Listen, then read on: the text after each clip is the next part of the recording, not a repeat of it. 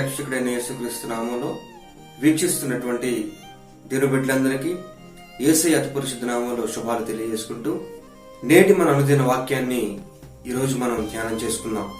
ఈరోజు మనం యేసుక్రీస్తు ప్రభువారు క్రొత్త నిబంధన గ్రంథంలో ఆయన సువార్త చెప్పే ఆ రోజుల్లో అనేక ఉపమానాలు చెప్పినట్లుగా క్రొత్త నిబంధన గ్రంథంలో మనం చూడొచ్చు. ఆ సమయంలో యేసుక్రీస్తు ప్రభువారు బోధలు చేస్తున్న సమయంలో ఒక ధర్మశాస్త్రోపదేశకుడు లేచి యేసుక్రీస్తు ప్రభువారిని ఒక ప్రశ్న వేస్తాడు. ఏమేస్తాడంటే, ప్రభువా, నిత్య జీవానికి నేను వారసుడు ఉన్నట్లు నేనేం చేయాలి అని ఆ ధర్మశాస్త్రోపదేశకుడు అడిగినప్పుడు యేసుక్రీస్తు ప్రభువారు ఒక మాట చెప్తారు. ఏం చెప్తారంటే, నీ దేవుడైన యెహోవాను నీ పూర్ణ ఆత్మతో నీ పూర్ణ హృదయంతో ప్రేమించాలి, అదేవిధంగా నిన్ను వలె నీ పొరుగు వారిని ప్రేమించాలి అన్నప్పుడు ఆ ధర్మశాస్త్రోపదేశకుడు మళ్ళీ ఒక ప్రశ్న వేస్తాడు. అదేమనంటే, ప్రభువా, పొరుగువాడెవడు అని ప్రశ్నేసినప్పుడు యేసుక్రీస్తు ప్రభువారు అక్కడ ఒక ఉపమానాన్ని చెప్తారు. ఆ ఉపమానం ఏంటంటే, లూకా సువార్త 10వ అధ్యాయము 30వ వచనం నుండి 37వ వచనం వరకు ఈ ఉపమానం అక్కడ రాయబడి ఉంటుంది. ఆ ఉపమానం ఏంటంటే, ఒక మనుషుడు యెరూషలేము నుంచి యెరికో పట్టణానికి దిగి వెళుతున్నప్పుడు అక్కడ దొంగల చేతిలో ఒక మనుషుడు చిక్కుతాడు.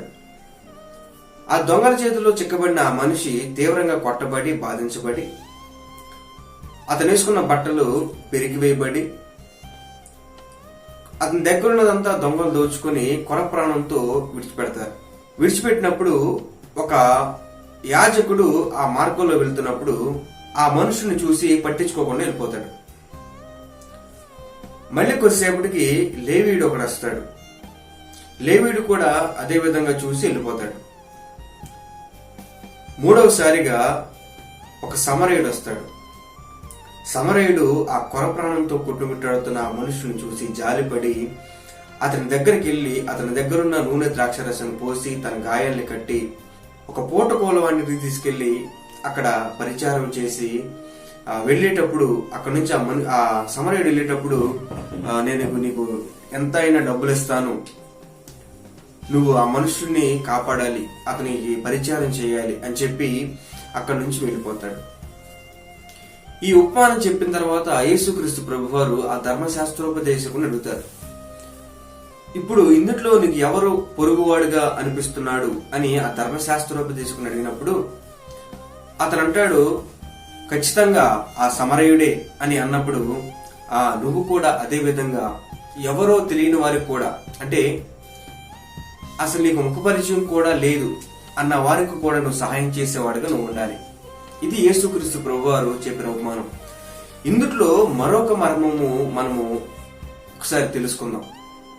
ఆ ఉపమానంలో యేసుక్రీస్తు ప్రభువారు చెప్పిన ఉపమానంలో అక్కడ ఉంది, యెరూషలేము పట్టణం నుంచి ఆ మనుషుడు యెరికో పట్టణానికి దిగి వెళ్ళిపోతున్నాడు.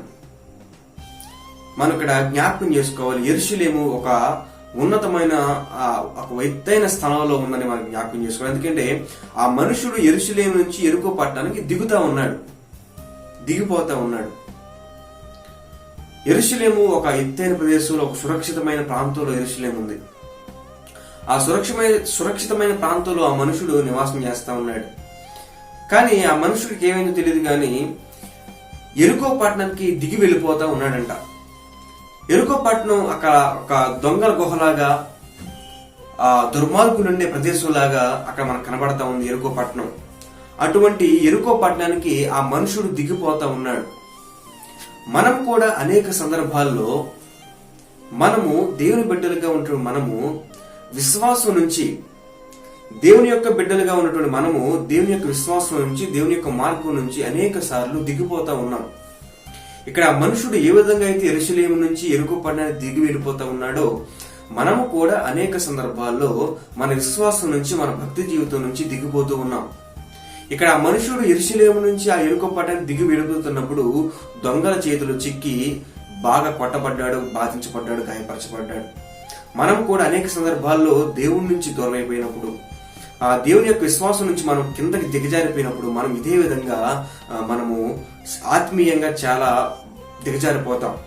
ఇక్కడ ఏ విధంగా అయితే ఆ మనుషుడు దొంగల చేతులకు చిక్కాడో, మనం కూడా ఎప్పుడైతే విశ్వాసం నుంచి కిందకి దిగజారిపోతామో మనము సాతాను చేతికి చిక్కుతాం, మనం కష్టాల పాలైపోతాం. కానీ ఇక్కడ ఆ మనుషుని ఆ లేవీయుడు పట్టించుకోలేదు, యాజకుడు పట్టించుకోలేదు. కానీ ఒక సమరయుడు, ముక్కు ముఖం తెలియని ఒక సమరయుడు ఆ మనుష్యుని మీద జాలిపడి ఆ మనుష్యుని ప్రాణం కాపాడాడు. మనం కూడా అనేక సందర్భాల్లో దేవుని యొక్క విశ్వాసం నుంచి దిగజారిపోయినప్పుడు, కిందకి పడిపోతున్నప్పుడు యేసుక్రీస్తు ప్రభువు అనేక సందర్భాల్లో ఆయన చేయి చాపి మనల్ని పట్టుకొని పైకి లేపాడు. అది నువ్వు జ్ఞాపకం చేసుకోవాలి. ఎన్నిసార్లు నువ్వు ఆత్మీయ జీవితంలో పడిపోయి ఉంటావు. ఇక్కడ ఈ మనుషుడు అదే విధంగా యెరూషలేము నుంచి యెరికో పట్టణానికి దిగిపోతా ఉన్నాడు. మనం కూడా అనేక సందర్భాల్లో విశ్వాస జీవితంలో కిందకి పడిపోతా ఉన్నాం, కిందకి జారిపోయి సాతాను చేతిలో చిక్కిపోతా ఉన్నాం. మరి ఈ వాక్యం వింటున్న నీవు నీ జీవితంలో ఎన్నిసార్లు ఈ మనుషుడు ఏ విధంగా అయితే దిగజారిపోయాడు, కిందకి పడిపోయాడు, మరి నీ ఆత్మీయ జీవితంలో ఎన్నిసార్లు పడిపోయావు ఒకసారి ప్రశ్న వేసుకోవాలి. ఈ వాక్యం వింటున్న నీవు విశ్వాస జీవితం నుంచి కింద పడిపోయినా కూడా యేసుక్రీస్తు ప్రభువారు తన చేయి చాపి నిన్ను లేవనెత్తడానికి ఆయన సిద్ధంగా ఉన్నాడు. ఆయన నిన్ను ఒక ఎత్తైన ప్రదేశంలో, ఒక సురక్షితమైన ప్రదేశంలో నిన్ను ఉంచాలని ఆయన ఆశపడతా ఉంటే, మరి నువ్వు నేను ఏం చేస్తున్నాం?